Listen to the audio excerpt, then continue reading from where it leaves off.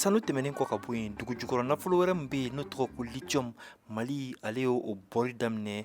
dimanche tɛmɛnen o bɔli o bɛ kɛ yɔrɔ min na o de ye Gualamina ye n'a bɛ Buguni mara la. Lithium yɛrɛ ale ye fɛn jumɛn ye ani nafa jumɛn bɛ a la? Professeur Amadou Keita n'ale ye Mali ministre ye mun ɲɛsinnen don dugu jukɔrɔ nafolo kow ma ale bɛ o ɲɛfɔ an ye. Nin ye taaɲɛba dɔ de dabɔtɔ ye Mali kɔnɔ o kɔrɔ ko Mali tɛ dan sanu bɔ ma bilen Mali bɛna lithium bɔ or lithium nafa ka bon bi diɲɛ kɔnɔ an bɛ téléphone batterie a bɛ fɔ ma bi ko énergie transition énergétique c'est-à-dire ka bɔ tajimafɛnba comme olu ka kɔlɔlɔ ka bon ka na machine na a bɛ fɔ ma ko énergie propre o juba dɔ ye lithium ye bon ni jamana min b'o bɔ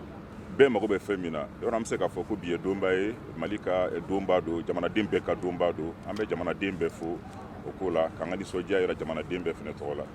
Ka sangani ni baara kɔni o daminɛli ye mun kɔni ye nin dugulamɔgɔw ye Gualamina ani a lamini fo ka taa bila Buguni mara la olu dugulamɔgɔw bɔra i ko kɔnɔkulu ka na nin kɛnɛ in kan ka na u ka nisɔndiya yira nka u nisɔndiyaw fana senfɛ u y'a yira k'a fɔ ko jɔrɔ dɔ b'u la Ntɛnɛnko Samake n'ale ye Gualamina o dugutigi o ka kumalasela ye ale ka nisɔndiya ani hamina min b'a la an ka jɛ an ko o lamɛn. Nisɔndiya min bɛ anw na bi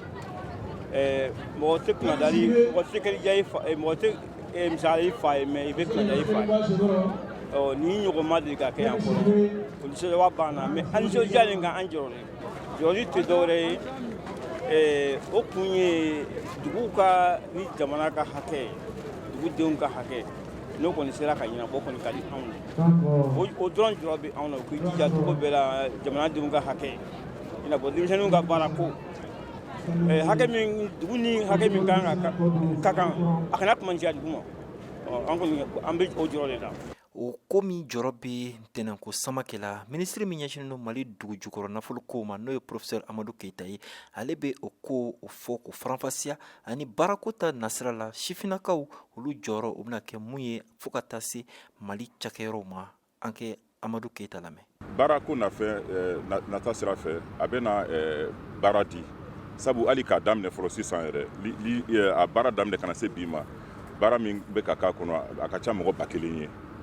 o min bɛ ka baara k'a kɔnɔ ani a bɛ ka baara di minnu fɛnɛ ma sira bɛɛ fɛ ni baara fɛnɛ daminɛra dɔ bɛ fara o kan de et puis n b'a fɛ ka fɛn dɔ fɔ nafaba bɛ min na Mali ye loi dɔ ta ko contenu local a nafa ye mun ye d'abord entreprise olu bɛ se ka fɛn o fɛn di min mɔgɔw ma u man ka to ɲini kɛnɛma bilen u b'o ta Mali de kɔnɔ yan donc o bɛna fɛnba de di an ka entreprise ma o de k'an ye jate bɔn k'a fɔ fɛn fɛn ye miliyari 400 ye o bɛ to la an ka entreprise bɛna min sɔrɔ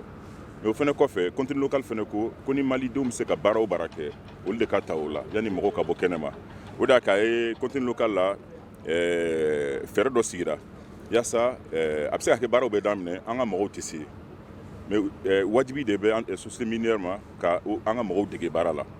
pour que dɔɔni olu ka bila mɔgɔw nɔ la donc a tɛna se yɔrɔ de la n'i ye mɔgɔ ta 100 o 100 an ka mɔgɔ bɛ kala 95 fo ka taa se k'u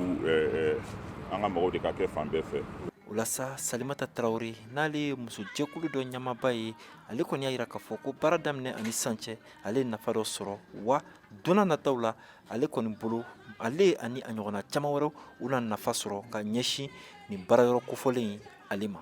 Marché di yan n k'a kɛ n b'u denw ta ayiwa n ka u cɛw ta bon ne de ye B7 Marine directrice ye bon n bɛ k'u ta cogo min na n bɛ ka mɔgɔw ta cogo min na bon o denw fana bɛ ka taa ten ani nafaba de lase musolakaw ma bari ni min ma baara kɛ o cɛ bɛ baara kɛ ni min ma baara kɛ o cɛ bɛ baara kɛ.